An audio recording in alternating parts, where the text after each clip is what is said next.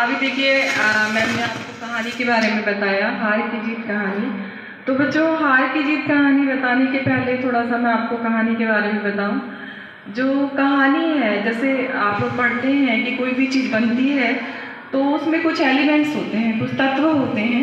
वैसे ही जो कहानी होती है उसमें भी जब कुछ तत्व समाहित होते हैं तभी वो कहानी कहलाती है। नहीं तो कोई भी लेख कहानी कहला सकता है, लेकिन कुछ तत्वों के कारण ही जो लेख है वो कहानी का रूप लेता है। तो उसमें जो है सबसे पहले जो मतलब उसका मुख्य तत्व है वह है कथा वस्तु। अर्थात एक विषय की कोई कथा वस्तु होनी चाहिए कि जिस तरह से वो एक व्यवस्थित क्रम से चले, और अपने जो उसका आखिरी तत्व आता है वह आता है उद्देश्य। तो कहानी का जो सबसे मुख्य तत्व होता है बच्चों, वो होता है उद्देश्य।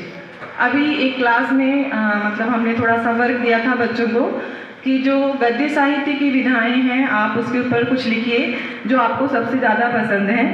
तो अधिकतर बच्चों ने जो सबसे मनपसंद अपनी विधा के बारे में लिखा था वो कहानी विधा ही थी। और कहानी विधा के बारे में बच्चों ने यही बताया कि कहानी क्यों अच्छी लगती है, क्योंकि उससे मनोरंजन होता है और हमें कोई सीख मिलती है। तो जो सीख मिलती है वही कहानी का उद्देश्य होता है कि अर्थात जो लेखक ने कहानी लिखी है, जो उसका उद्देश्य है कि पाठक को वह अपनी कहानी के माध्यम से कुछ बताए, कुछ सिखाए, तो जो वह सीख है वही उसका उद्देश्य है। तो जैसे मैम ने भी आपको बताया सुदर्शन जी की कहानी के बारे में, हार की जीत कहानी के बारे में, तो ये एक ऐसी कहानी है जिसमें मानवीय संवेदना, क्योंकि जो सुदर्शन जी थे, सुदर्शन जी की कहानियों में सत्य, उच्च आदर्श और मानवीय संवेदनाओं का बहुत ही अच्छा समावेश दिखाई देता है।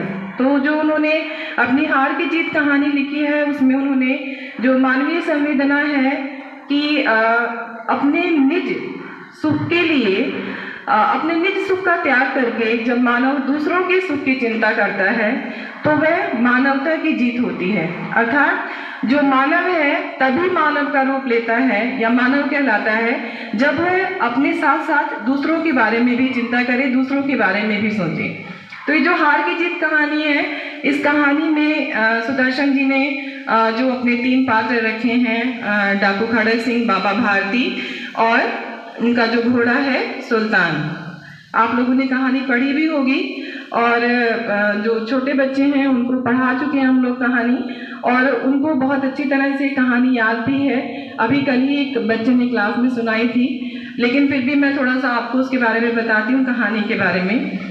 जैसे कहानी की शुरुआत ही ऐसे है कि जैसे किसान को अपने कहलाते फसल देखकर प्रसन्नता होती है, किसी माँ को अपने पुत्र को देखकर प्रसन्नता होती है, वैसे ही बाबा भारती अपने घोड़े सुल्तान को देखकर प्रसन्न होते थे। वह घोड़ा था ही ऐसा, बहुत ही सुंदर, बहुत ही बलवान, और बाबा भारती जब भी उसे देखते तो उनके मन में यही विचार आता कि शायद मैं इसके बिना जी नहीं पाऊंगा। मतलब उनको ये भ्रांति थी कि शायद इसके बिना मेरे लिए जीना संभव नहीं होगा। वो उसे इतना अधिक प्यार करते थे। और जो घोड़ा था उसकी ख्याति भी चारों तरफ फैल गई कि बाबा भारती का घोड़ा जो सुल्तान है वह बहुत ही सुंदर है, बहुत ही बलवान है और वायु की गति से वो दौड़ता भी है। और उसी इलाके में एक कुख्यात डाकू था, डाकू खड़क सिंह, जो जिसका मतलब यही एक ध्येय होता था कि जो चीज़ उसे पसंद आ जाती थी वह उसको छोड़ता नहीं था। धीरे धीरे जो सुल्तान घोड़ा है उसकी जो ख्याति है उसके कानों तक भी पहुंची और उसके मन में भी ये विचार आया कि मैं चल के उस घोड़े को देखता हूँ। और वह बाबा के पास जाते हैं।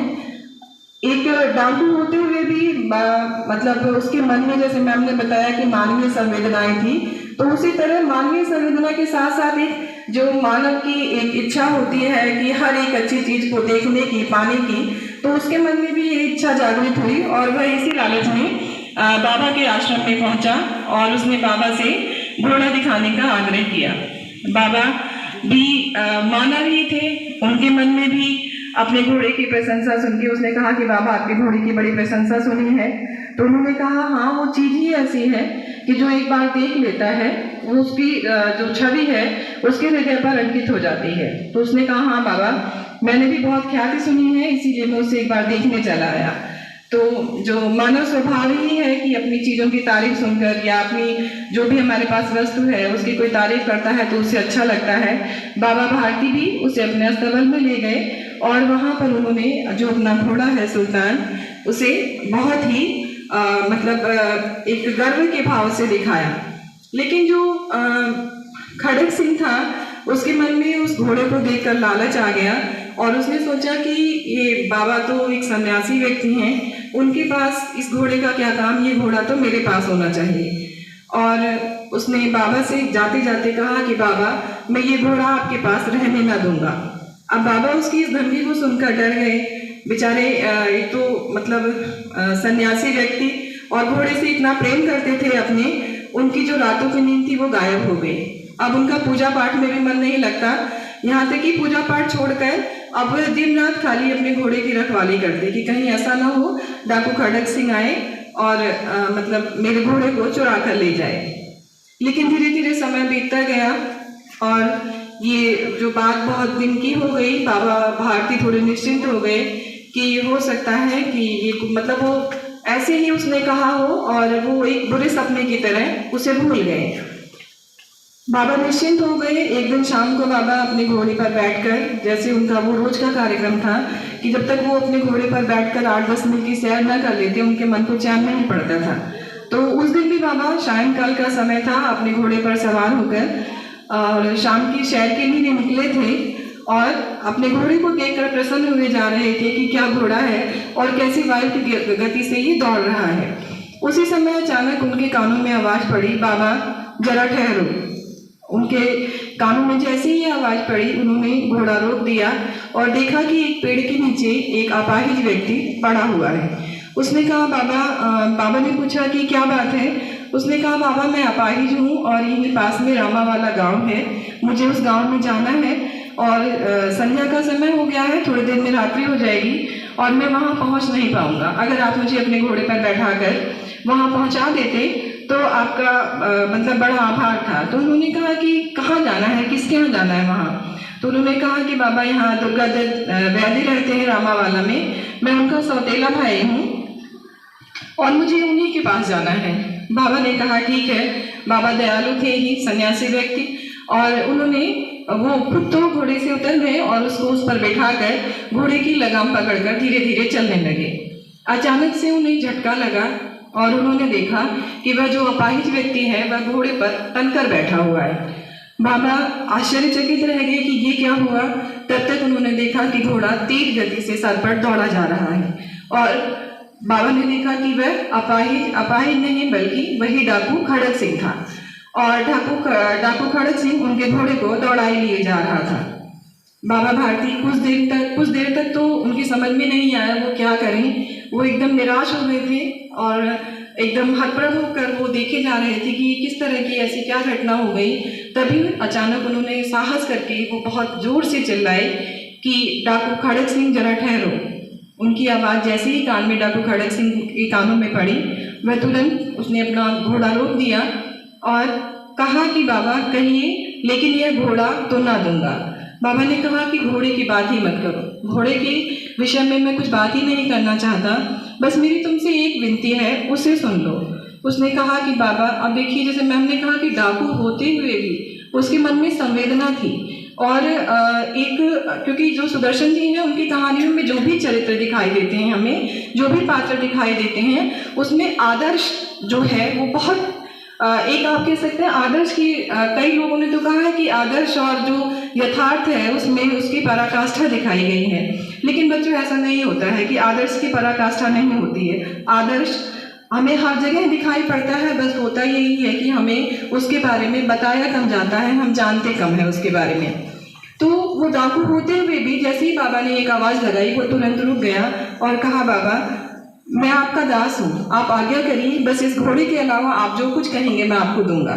उन्होंने कहा कि बस मुझे और कुछ नहीं चाहिए, मेरी बस तुमसे यही विनती है कि तुम इस घटना का जिक्र किसी के सामने मत करना। अब जो खड़क सिंह था उसका तो माथा एकदम चकरा गया कि मतलब कहाँ मैं सोच रहा था कि मुझे घोड़ा लेकर यहाँ से भागना पड़ेगा, और क्योंकि बाबा भारती का घोड़ा है और सभी लोगों को पता है मुझे इसके लिए बहुत परेशान होना पड़ेगा, लेकिन यहाँ तो उल्टा ही हो रहा है। बाबा इस घटना को छिपाने की बात कर रहे हैं।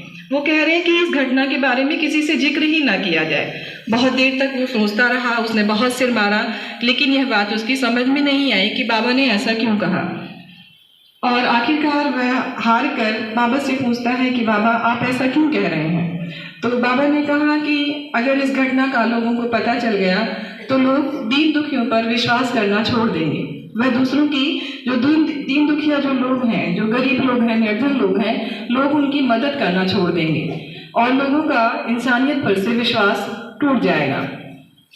तो उस समय तो खड़क सिंह घोड़ा लेकर चला गया, लेकिन वह हमेशा यही सोचता रहा कि मतलब किस तरह के बाबा हैं और किस तरह का मैं हूँ। बाबा के अंदर इंसानियत, कितने नेक इंसान हैं, भले इंसान हैं। वो ऐसी चीज मैं उनसे छीन लाया जिसके बिना उनके लिए जीना संभव नहीं है, लेकिन इस समय उनको उसकी चिंता नहीं है, बल्कि दूसरों की चिंता है, गरीबों की चिंता है कि इस घटना से लोग जो है वो गरीबों की मदद करना छोड़ देंगे, उन पर विश्वास करना छोड़ देंगे।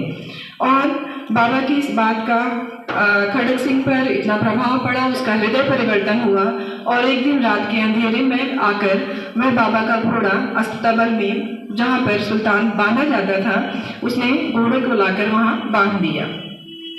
और लौटते समय उसकी आंख में पश्चाताप के आंसू थे। और बाबा भी अगले दिन जो उनका रोज का उनका जो क्रियाकलाप था उसी के अनुसार वो सुबह 4 बजे उठे और अचानक उनके पैर अपने घोड़े के अस्तबल की तरफ बढ़ने लगे, क्योंकि उनका रोज का काम था। लेकिन तभी उन्हें ध्यान आया कि घोड़ा तो है ही नहीं, और बाबा बड़े अनमने मन से वहाँ से लौट आए। लेकिन जो जानवर होता है, जानवर में भी वफादारी होती है। वह अपने मालिक के प्रति वफादार होता है। उसने जैसे ही बाबा के पैरों की चाप सुनी, आवाज सुनी, वो तुरंत घोड़ा अंदर से हिमहिलाया। बाबा को विश्वास न हुआ, उन्होंने अस्तबल का फाटक खोला, जाकर देखा तो उनका जो घोड़ा है वह उसमें बंधा हुआ था। बाबा उससे लिपट कर रोने लगे। ऐसा लग रहा था कि मानो कोई माँ अपने बिछड़े हुए पुत्र से वर्षों बाद मिल रही है। और बाबा ने बड़े ही संतोष भरकर अपने मतलब संतोष के साथ इन शब्दों को कहा कि अब हर कोई दीन दुखियों पर विश्वास करेगा और दीन दुखियों की मदद करेगा। मतलब बाबा को उस घोड़े से मिलने से ज़्यादा ये प्रसन्नता थी कि लोगों का विश्वास या लोग दीन दुखियों की मदद करेंगे। उनके मन में उनके लिए किसी प्रकार का कोई द्वेष का या किसी प्रकार का कोई धोखे का भाव नहीं रहेगा कि वो छल कपट कर हमारे साथ भी कुछ कर सकते हैं। और उनकी आंखों से भी प्रसन्नता के आंसू बहने लगे। अब बच्चों, ये जो कहानी हमने आपको सुनाई है, इस कहानी में जो इस कहानी का उद्देश्य है, काफ़ी कुछ आप लोग समझ ही गए होंगे और काफ़ी बच्चों को पता भी है, क्लास में बताया भी था बच्चों ने। तो देखिए, इस कहानी का जो ये उद्देश्य है वह यह है कि जो मानवीय संवेदना है, मानवीय संवेदना जीतती अंत में बच्चों मानवीय संवेदना ही है। अर्थात मानवता का जो धर्म है वो सबसे बड़ा धर्म है। इसी संवेदना ने डाकू खड़क सिंह जैसे व्यक्ति का जो हृदय परिवर्तन किया और वह बाबा का घोड़ा वापस कर गया। तो इसमें जो बाबा खड़क सिंह है बच्चों, वो हार कर भी जीत गए और एक तरह से जो डाकू खड़क सिंह है उसका भी जो हृदय परिवर्तन हुआ, जो उसकी एक तरह से जो हार हुई कि उसने घोड़ा वापस किया, लेकिन जो उसकी संवेदनाएं थी, जो उसके आदर्श थे, जो उसके नैतिक मूल्य थे, उनकी एक तरह से वो विजय ही थी, जीत ही थी। तो एक तरह से वह भी हार कर जीत गया, क्योंकि सबसे बड़ा जो धर्म है मानवता का धर्म, उसने उस धर्म को निभाया, उसका पालन किया। तो जो मतलब कहानी हमें यही सिखाती है कि हमें अपने निजी सुखों से ज़्यादा दूसरों के सुखों की परवाह करनी चाहिए, दूसरों के सुखों के बारे में सोचना चाहिए, क्योंकि हम लोगों ने ये पढ़ा ही है, परहित धर्म सरस नहीं भाई, कि मतलब दूसरों का धर्म करने से बड़ा कोई दूसरा धर्म, दूसरों की सहायता करने से बड़ा कोई दूसरा धर्म नहीं है। तो बच्चों, आप लोगों से भी हम यही उम्मीद करेंगे कि आप लोग इस कहानी को आपने सुना है और इससे संबंधित जो भी आपसे प्रश्न पूछे जाएंगे आप उन प्रश्नों को बताएंगे। उनके जो रचनाकार हैं, जो लेखक हैं, उनके बारे में मैम ने आपको सब कुछ बताया, कहानी के बारे में मैंने बताया। बेटा, कहानी जो विधा है ये एक ऐसी विधा है कि जो हमारे अंतर मन को छूती है, अंतर मन को छूती है। ये बड़े से बड़ा परिवर्तन भी लाती है। आप लोगों ने शिवाजी का नाम सुना है, मराठा वीर शिवाजी का नाम सुना है। उनकी जो माता जीजाबाई थी, उन्होंने उनको कहानियाँ, महाभारत और रामायण की कहानियाँ सुना कर उनको शिवाजी से छत्रपति शिवाजी बना दिया था।